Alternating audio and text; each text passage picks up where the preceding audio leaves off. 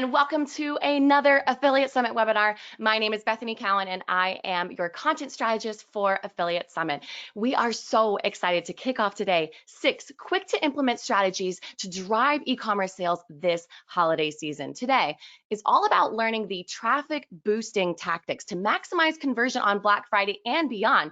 How to capture that attention and the conversions when abandonment is absolutely at its highest. And of course, how to structure limited time offers to drive urgency and repeat visits to your site, and so much more. It is a lot to keep up with, which is why we are so excited to have the experts in the space to talk us through it all and how to maximize e-commerce sales this season. So we have in-house today, David Vogelpohl. David is the VP of Growth at WP Engine. He's worked as an agency vendor and then again as part of the WP Engine leadership team starting in 2015. He is a digital veteran with over 20 years of experience building and promoting digital products with a focus on affiliate monetization and digital commerce. And we also have Will Hansen, who's the publisher success manager at Awin. He is an experienced affiliate and programmatic marketer. Will has a long track record of working at the forefront of innovation within the advertising industry, and his passion for performance and data-driven activities is currently being used to convert actionable insights and commentary to meet and exceed Awin's clients' expectations. And finally, we have Caroline Oswald. Caroline has a proven history of driving adoption and results within the marketing technology, augmented, virtual, and mixed reality technology, and media production industries. After successful tenures at both SalesCycle and StreamGo, she was made the business development director of Revlifter and has since made countless retailers embrace the world of intelligent deals and offers through personalized coupon pages, on-site messages, gamification, and more. We have an incredible group of experts, and I'm so excited to hear what they have to say. But before we kick off, a couple housekeeping things. So make sure to use the chat function as we go. That is going to be how you will submit your questions. So I'll be collecting questions for our expert as we go. We will get all of your questions answered when it comes time for Q&A. We will also be launching polls throughout the presentation. So go ahead, select your answer, and then we will all have the results to ponder after that. And finally, guys, we want you to make the most out of this webinar. So feel free to absorb the content in whatever way best suits you. And as always, we will have a recording up for you to devour in just a couple days. Okay, that's a lot from me. I am so excited to shut up and get out of the way and welcome our panel of experts, David Vogelpohl, Will Hansen, and Caroline Oswald. How are you guys doing today? Hey, David, I see you. I see you. Hey, Will. Hey, Caroline. Thanks so much for doing this. So excited to have you on. All right, let's do the dreaded screen share. We got to make sure the technology is working in our favor so we can get you guys going today. Awesome. Looks incredible. I'm going to go dark and let you guys do your thing. Wonderful. Wow. Thank you for such an incredible introduction there, Bethany. Couldn't have done it better myself. So full of energy and to the point about what we've all done in our careers. We sound incredibly experienced bunch. Thank you for making it sound that way. So first of all, thanks everyone for attending today. I'm going to quickly run you through where you're getting your insight from today at Revlifter, introduce you to Revlifter and what we're doing, and then give you a little bit of insight on our big holiday prediction for 2021.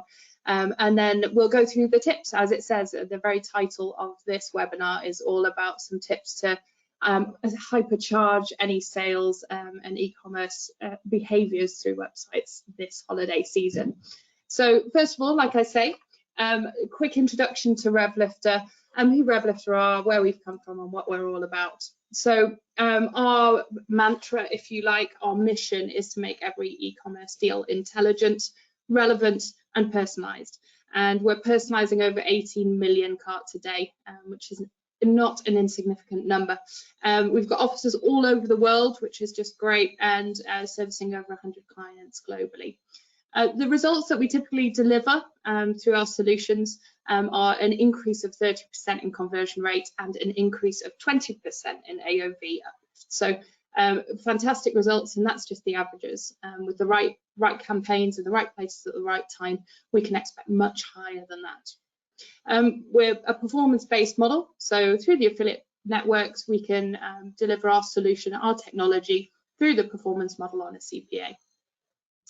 So we deliver through a number of channels. We have the absolute pleasure of working with brands like Sam's Club, Lowe's, Staples, AT&T, Samsung, and ASOS globally, to name just a few.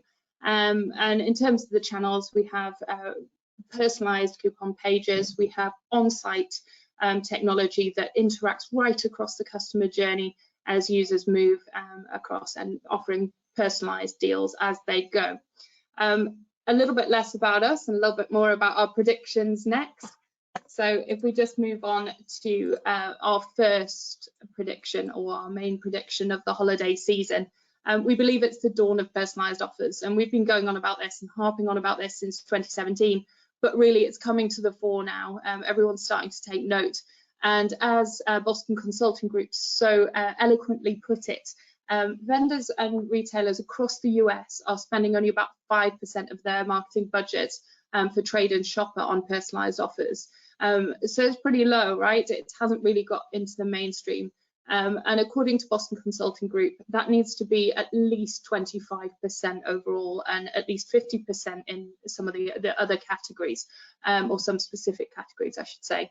So it sounds like retailers are miles off. So how can we, as a panel of experts, get them a little bit closer? And hopefully we can point you towards that today. Again, Boston Consulting Group launched this report this month, and very helpfully pointed out that 25% of mass promotion spent to personalized offers, we increase ROI by 200%. Now, who wouldn't want that as a retailer across the holiday season? I'd love to know who they are. But leading into top line growth of almost 70 billion annually. So that's a chunky amount of change, and I'm sure that we need to start to sit up, take notice, and make some changes across the e-commerce journey. Alrighty. So I'm going to stop sharing my screen for a moment. I'm going to introduce the panel and say hello to both David and Will. Hi, David and Will. Hey there. Hey, Caroline. How are you? And I'm good, thank you. I'm doing really well. Good morning to you, and just about to hit late afternoon over here in not so sunny England. A quick one from you guys. What are your big predictions for the holiday season of 2021? Will, do you want to go first? Sure, yeah, I'll kick it off. The big thing we're seeing, I think, will be shipping delays. So lots of different supply shortages, truck driver shortages, delivery shortages. So what we're seeing is, people shopping earlier, people shopping around more, people kind of vying their options with the pandemic and seeing how restrictions change in different areas, and really just shopping differently and being very selective and doing lots of research about their shopping this year, even more so than they have in the past. I think for me, it really gets down to the fact that, we've had e-commerce activity on the web for nearly the entirety of the web, but it continues to grow even by double digits year over year, and is projected to continue to do that over the next 5 years. And so to be such a mature way of transacting and still have that kind of aggregate growth presents a lot of opportunity. But what I think that's driving us towards, and with things like lockdowns continuing and people's purchasing behaviors seriously changing since the start of the pandemic and global lockdowns, my prediction for Q4 and Cyber Weekend will be that it will be the largest e-com Q4 ever. And so I think there's a lot of opportunity there, but of course, as always, there's a lot of preparation leading up to it to make sure that you can take advantage of the opportunity when it presents itself. Absolutely, and it's interesting when you talk about planning. I think something we've learned over this period of uncertainty and change is that we can be more agile than we thought we could be as retailers and advertisers. Do you expect there's still to continue to be quite a lot of change during this period, and all that planning of Q4 that used to take place and be absolutely solidified on years gone by? I personally believe that we will see a lot more agility in the market because of that highlighting of ability to change quickly over these really weird times. On our side, I mean, one of the things we saw right during the lockdowns were a lot of brick and mortar businesses having to be very agile in terms of supporting online commerce, things like curbside delivery, just regular delivery and things like that, facilitating that. I think that agility, I think you're right, it did surprise a lot of people. They're like, whoa, I can do stuff quick.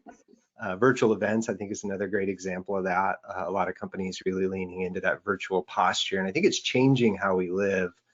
But I think a lot of that agility led to shortcuts.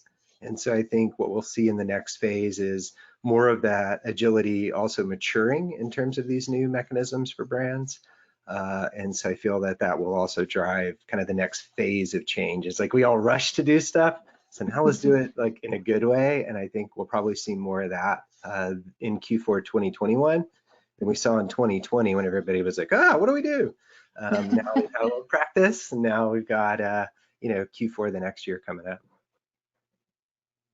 Agreed. I think it'll be a great combination of both agility, planning, and great execution this season. And just before I go to Will to see if any thoughts on that, we're gonna set up our first poll question, which is, when will most retailers start their Black Friday sales this year? Is it going to be October, or is it going to be November? I can't promise a prize for whoever gets the questions right. Alrighty. Oh, we can see the numbers coming in. Oh, wow. There's a big majority.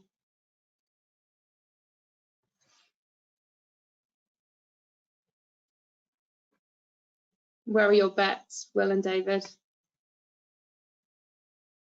Mine was on October because it's the joke answer, I think. I hope it's the joke answer. Yeah, absolutely. I think just looking at that now, I can see that it is 77% October and 23% November. So you were right there. What about you, Will? What were you betting on? That was my guess. I think it's actually choice C. I think it might be September for this year. It's like Christmas. It's getting earlier and earlier every year. I love it. Wonderful. Okay. Well, really, sorry, David. I was just gonna say, it's really interesting how people pull it back, and the brands that think about like constant discounting strategies versus like a couple of times a year. So it is interesting to see people pull it back. Yeah, it is interesting. I was talking to a brand just today about the fact that they were looking to leave it as late as possible this year, mainly because they had more stock than they expected to have at this point in the year, having stores that have been closed for lots of the periods over the last 12 months, 18 months, if you like. So they're going to see how much sell through they can get at 100%, and then go on from there. So I think that's, again, it's a point of agility there from that brand, where they're going to wait until they drop the ball and go, right, it's time to start discounting big. Wonderful. I'm going to share my screen again, and we're going to move on to the tips and quickly go through. Let's share the right screen. That helps, doesn't it? Never a perfect webinar. I'm still sharing the wrong screen. Excellent. There we go. Perfect. So the first strategy that we're going to talk about is cart level alerts. So, you know, the cart is the last opportunity to maximize sale. It's the last chance to get that customer's attention, and it's super important at this time of year. I think customers are all looking for deals. They're slightly less loyal, in my experience, at this time of year. They're not necessarily going to just the brands that they go to for the rest of the year. And it's a great opportunity for light incentives in terms of just making sure that, I'm just realizing I'm still sharing them up. There we go. Excellent. So it's perfect for light. Sorry, David? So your notes looked wonderful. They were great. Oh, good. Yes. Very tidy notes, at least. But yes, perfect for light incentives. Thinking about free shipping, we don't have to go for those big percentages off at this point in time. we can certainly focus on what makes sense margin-wise, what makes sense in terms of stock levels and things like that.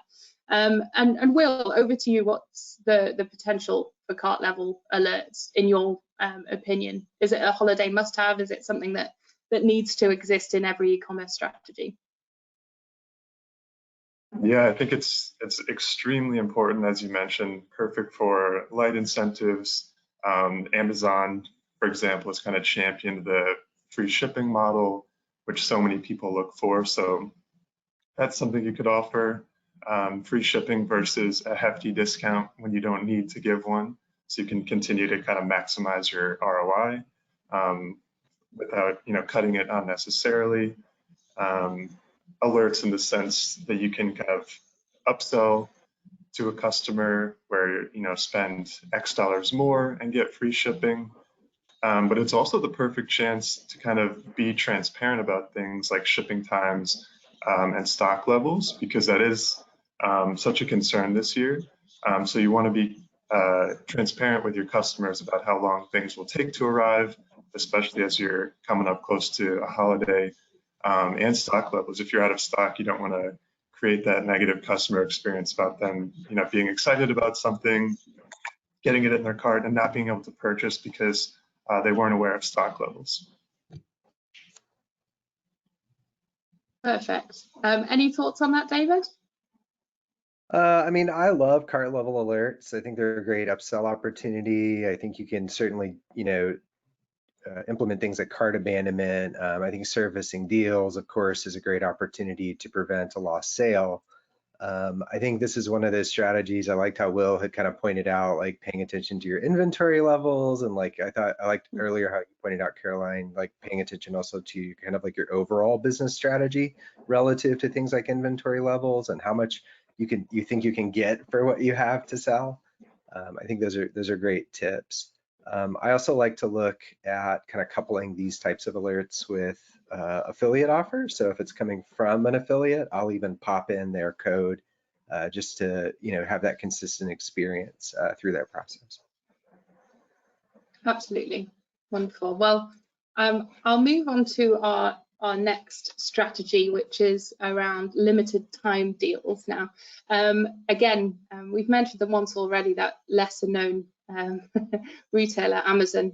They've definitely championed this model too. Champion a lot of models, don't they? There are other retailers out there, just in case anyone gets upset about us championing them too much. But retailers have got their own way of running these types of promotions now. It's a great way of promoting slow moving stock or heavy sort of amounts of stock. So stuff that isn't selling through particularly well, really pointing towards a time limited deal there. You're going to shift it more quickly with that sense of urgency. And again, back to that customer loyalty. You're getting a lot more new customers during this period, and your existing customers aren't necessarily as loyal as they go searching for the best deal on the market. So it's a great opportunity when they are on your site to just stop, make them pause, and convert as quickly as possible without moving on to somewhere else. And David, any advice for people running these sorts of promotions and expecting to drive lots of traffic from them? I'm a big fan of flash sales and personalized offers, I guess, just in general. But scarcity, of course, is the underlying motivation there and why people get so moved to act. And I think it's a powerful philosophy. If you're planning a flash sale, most people tend to coordinate them with massive advertising or email marketing campaigns, and you've time boxed it. That means all of that traffic will hit your site and that landing page at the exact same time. So as you think about that, especially if you're going to have kind of a mass market campaign, you could create a situation on your website where it slows to a crawl or even crashes. So as you plan these flash sales, really look closely at the way you've optimized your site for performance, your hosting infrastructure and things like that. Of course, I work for a host, that's why I go there. But there's a lot you can do on the page itself, the pages themselves, the way they're designed, the way they're coded to optimize that performance. So just be aware, it's a powerful, wonderful business strategy. But if you're going to have, hundreds of thousands or millions of people all landing at the same place at the same time, make sure you have enough room to keep them happy. And on that, David, I mean, I'm thinking from a personal user experience perspective here. And I'm English, right? We queue for fun. But I'm not a big fan of a website queue. I'm really impatient of website queues, weirdly. Yeah, we'll stand in one in person for hours on end. What are your thoughts about queuing? Because I think, you know, that tends to be the most common way to deal with this major influx of sudden traffic on a website. Yeah, I know it's really popular. You have like those waiting pages. I call that giving up. It means you've just given up on trying to have your website serve all these people and collect all that money. I mean, it is a viable solution if you need to give up. And it's good to have it as a backup plan, but I like to make sure my site's optimized. I like to make sure that there's enough kind of server resources available during these moments, so I don't have to say no to customers. I think the other thing to consider that we've seen in flash sales of like highly popular products that sell out like that, but might be on sale for an hour or even longer, is that traffic will still keep hitting that page and still keep taxing your site. And so there's solutions you can use to basically take that traffic and have it consume less resources when it hits after the sale. So these are techniques that you can use to deal with it. But the best piece of advice is just get your site in shape to be able to collect the money. But yes, there's ways you can mitigate the risks of your site crashing. Wonderful. It's just out of interest from my perspective there, from an impatience point of view. Moving on to strategy 3, branded coupon pages. So this is obviously Revlifter's bread and butter, if you like. But the whole idea of these is that you push less traffic over to coupon publishers on events like Black Friday. You take control of that coupon searching traffic. And it's a great way to deliver personalized deals rather than leaving customers to find codes that don't work, they're invalid, and therefore, you know, we know that if they put an invalid code in your site, there's about 50% chance that they're just going to leave and not convert anyway. That's a big attrition rate at that stage when they've clearly committed to find a deal and purchase something on your site. So I think if we could run another poll question now, with the question being, will we see deeper discounting compared to last year? We'll see how those results pull together. Oh, it's getting close. Any predictions there, Will and David?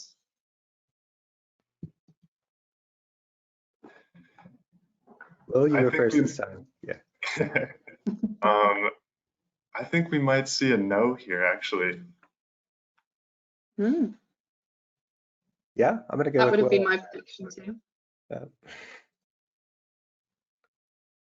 Oh, there we go. Oh, it was pretty close, but 58% say yes, we will see deeper discounting compared to last year, and 42% no. So, you know, I think certainly the retailers that I've been speaking to, I've heard that it's going to be a no. But, you know, any thoughts, guys? Any thoughts on those results? Yeah, for this one, I'm 50-50 on it because I think it depends on the product. So for things where there are shortages, you know, like the Xbox and the PS5 that no one can get right now, there's no reason for that to be discounted because they're selling out immediately within minutes. They're selling out on the resale market for $1,000. So there's no need for a brand to discount products like that. But where it could lean yes is on things like slow moving stock, things that brands are trying to push and they want to clear out inventory going into 2022. So on things like that, they'll provide discounts to try to move it and manage their inventory. But for other products like the higher ticket electronics, I don't imagine a lot of discounts on things like that. Yeah, I think that's fair point, David. Sorry, Caroline, I was just going to add, I think those are excellent points made by Will. The only thing I'd add to that are the inflation pressures that manufacturers and retailers are feeling right now, maybe also providing some downward pressure on the desire to discount.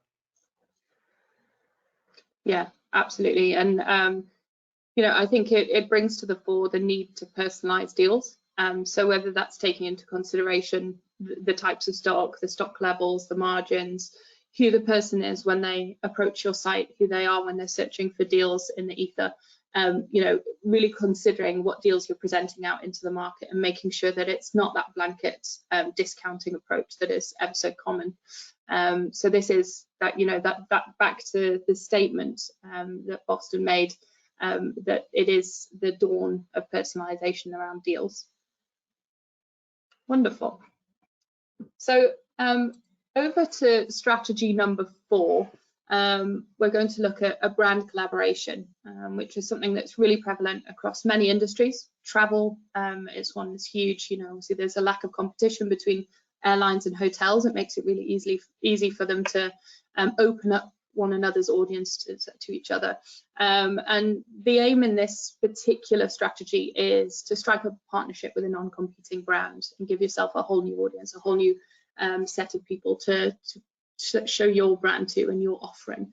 And David, if I can come to you first, have you seen instances of this? And if you think this is a good strategy, or what do you think about this strategy for the holidays?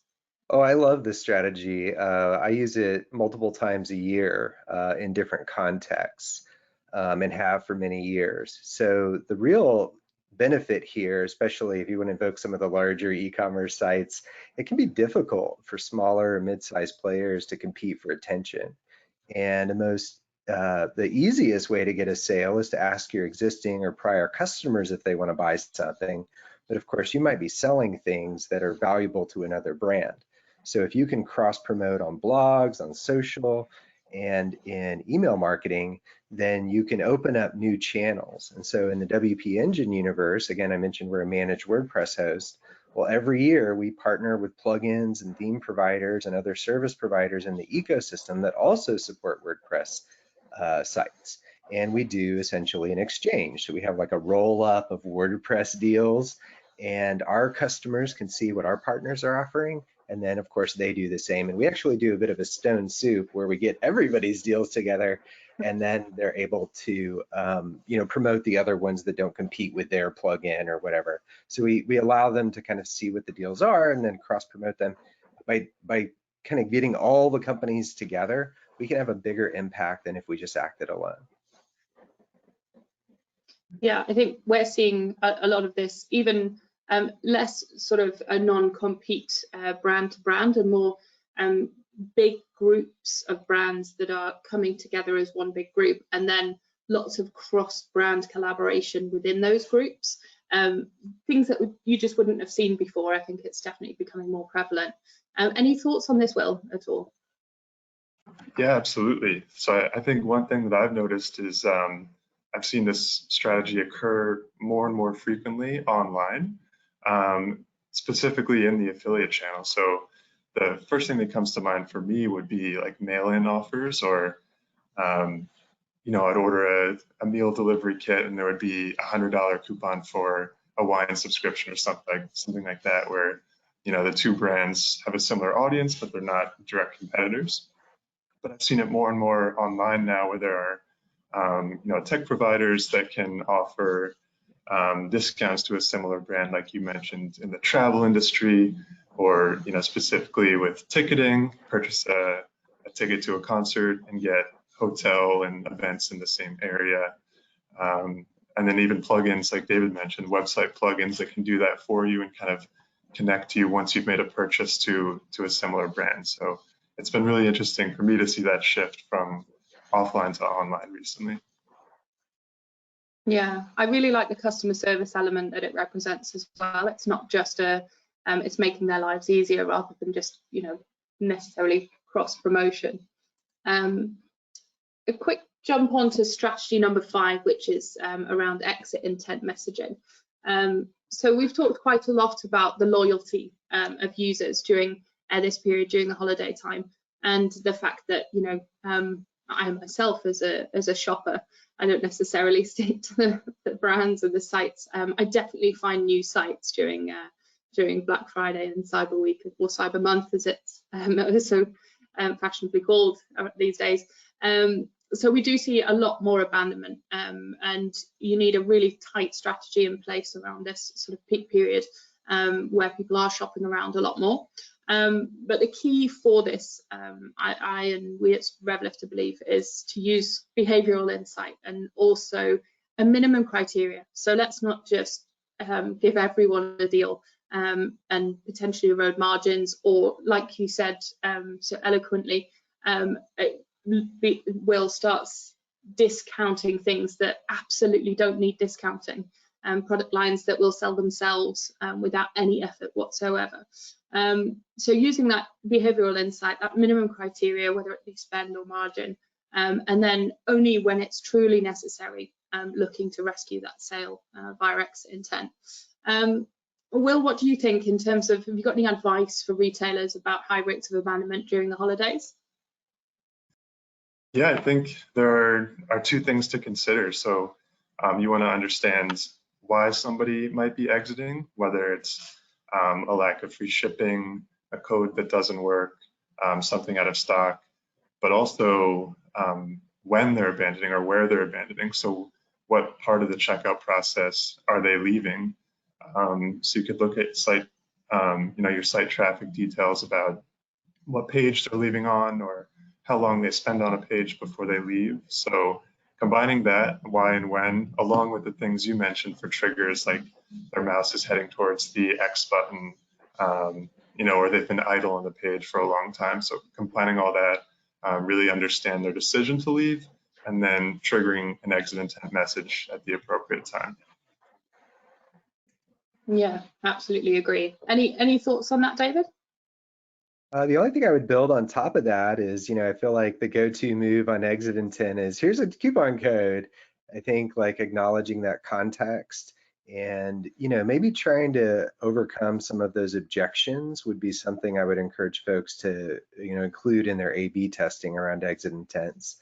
Because I know it's so tempting to only do the coupon route, but I think like the reason someone's leaving could have been for price, but it also could have been for lack of knowledge or information on your product or alternatives. If you're out of stock on one thing, you might be in stock on something very similar. So I think in a very broad sense about that exit intent, like why is the person leaving and what could I play around with to try to get them maybe, certainly discounts, but also information that could help them make a decision. I completely agree with you there, David. I think we can surface value proposition and just nudge them in the right direction, whether that is product recommendations, like you say, or whether that is just surfacing information that you think your UX has surfaced beautifully, but they've managed to miss anyway, which quite frankly happens a lot. Their attention is usually on the product that they've fallen in love with. So as opposed to the beautifully positioned box where it says free delivery. So yeah, absolutely. Doesn't have to just be coupon, it can be content, it can be just that nudge, it can be product recommendations. And I think that moves us on nicely to our final, I can't believe we're already at number 6, strategy around upselling and cross-selling. So of course, at this point in time, we've got lower margins, we've got lower basket values, we've got quicker sales, and we're potentially missing that upsell and cross-sell opportunity that exists across the year. People aren't browsing for as long because they're doing lots of shopping. So another way of sort of stretching sales and responding to those priorities over the holiday season is looking at recommendations. And product recommendations are very, very fashionable and on trend at the moment. But the key around product recommendations is, of course, that they're fully relevant and personalized.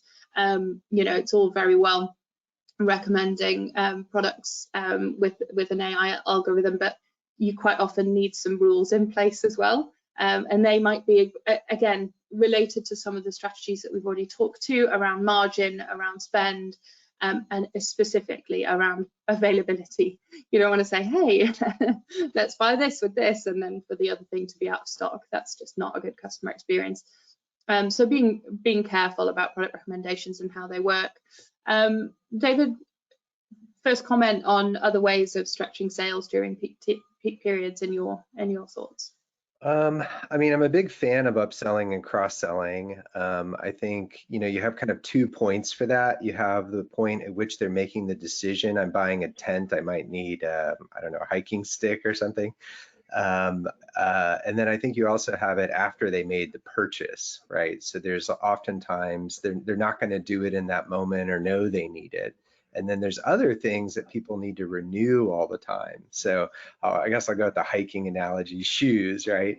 I need to buy some new hiking shoes on some frequency. So as I think of upselling and cross-selling, I think of it both in the moment of purchase, but also immediately after or shortly after, and then in the long term, and optimizing funnels that whole way through. So that way I'm kind of following the needs of my customer and hopefully, delivering them information or offers or products that are going to help them with whatever their next thing is. I might not send them an email for news hiking boots a month later, but I might do that a year later. So that's what I mean about like taking in the context at purchase, shortly after, and then in the long term. Absolutely, that customer journey doesn't end just when they leave the site or get to the checkout, does it? And it's so insightful. Will, you're talking about food box deliveries and wine upsell. David, you're talking about hiking boots and hiking sticks. I wonder what it says about us all. I'm not gonna offer mine up for an example off the back of that, but I'm sure it would be more towards the food boxes and wine upsell, if I'm totally honest. And Will, any final thoughts on that particular point? Any great ideas around stretching sales during peak periods for retailers out there? Yeah, I love the fact that we ended with this tip because I think it kind of encapsulates everything we've talked about in the sense that you have the opportunity to upsell and cross-sell in all these other moments. So with a branded coupon page or through exit intent. But I really like what David mentioned about delivering product recommendations that somebody didn't necessarily know they needed, which I think is especially important during the holidays because so many people are shopping for not themselves. They're shopping for their family and friends. So it might be a new product, something they haven't bought before, something they're not as familiar with. So getting those product recommendations where if you're not a hiker or a camper and you're buying your your family member a tent, they go, oh, you might also need those boots. So I think it's especially important for people that are shopping for products that they don't normally go for at this time of the year. Yeah, that's a lovely point, Will. Completely agree. It's not our natural brain flow to to think of the things that match with things that we're not used to buying. So it makes perfect sense. Any final thoughts across the board as we draw things to a close and open up the floor for Q&A? For me, let's get some questions. Alrighty. Okay, so I can see a couple have come in, but let's, Bethany's back. Hello, Bethany. Hey guys, thank you so much. That was incredible. I love getting these 6 tips, and I think there's people here that are ready to go and implement. We've got some good questions that I want to jump into here. And guys, we still have a little bit of time here, so feel free to drop some more questions in the chat as we go. So first question I have, what are some examples of signals that I can use for an exit intent campaign? Don't know who wants to answer that. I'd love to offer some examples up, seeing that, again, a bit of a bread and butter piece for us.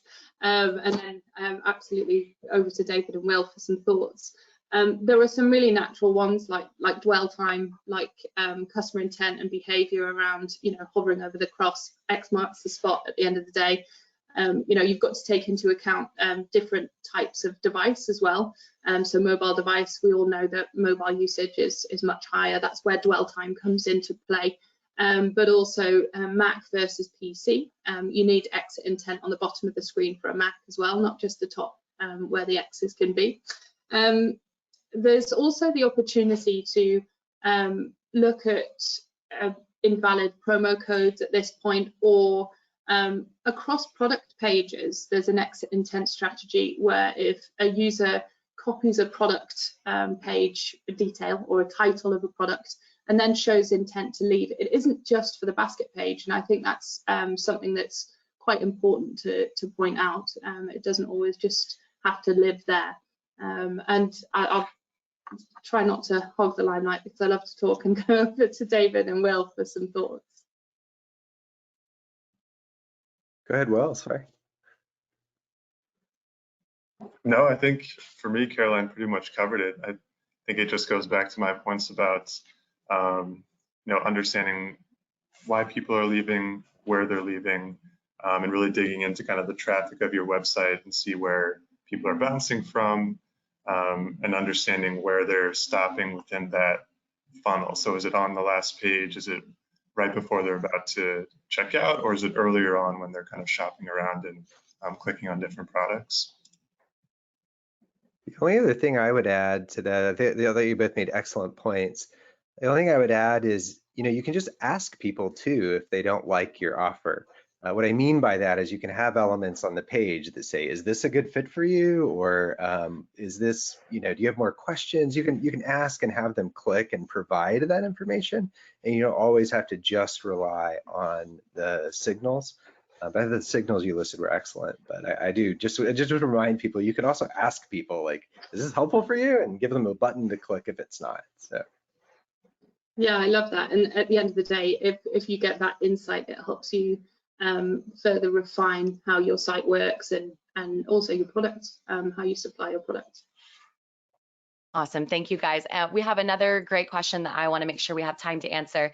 So what is your advice for retailers that are having to face up to lower levels of stock this year? I know we've even seen some news this week that China is going to face another kind of manufacturing struggle this year. So we're kind of in for another difficult supply chain kind of impact this year. So what's your advice for retailers that have to deal with that? One thing that I've seen that's been great, especially for me as a shopper, just personally, is sites adding in the filter options based on stock level. So you could always filter for size or color or whatever, but also filtering for what's in stock versus out of stock. And then just being transparent about stock levels and shipping times. So whether that's in the cart or an email saying, products are running out, just to give customers as much information as they need about what might be out of stock soon, or what you do or don't need to discount for that matter. Yeah, I think scarcity and popularity are things that you can raise right across the customer journey. It doesn't necessarily, again, have to be reserved just for the cart experience. But also, I think we've mentioned it already, but whether it's incentivizing or directing users towards high stock level products, especially if they're like for like or similar, you're going to improve that customer experience for that user, and hopefully get them something that, if not their ideal product, then something really similar, and you've helped them along the way, and they'll be thankful for that. I think for me, I like to see every challenge is an opportunity. And so I think there's also opportunity in this. So I think as you have stock levels low and customers are seeking products you can't fulfill, this may be an opportunity to get them to sign up for your email marketing list. If you have like a recurring paid membership program, like how Amazon does Prime, maybe you could do exclusive early deals for restocks to your members. Maybe you could invent a membership program so you could start doing that. There's, again, every challenge has an opportunity, and, we all face challenges this last, over the last year, and we all had to invent new ways to deal with it. And I think, we'll continue to see this, particularly in things like electronics. And so I think, it's just like there's always a new challenge to save your site and save the internet or whatever it is. But in these challenges sometimes can be tremendous opportunities that might surprise you and how they can affect your business.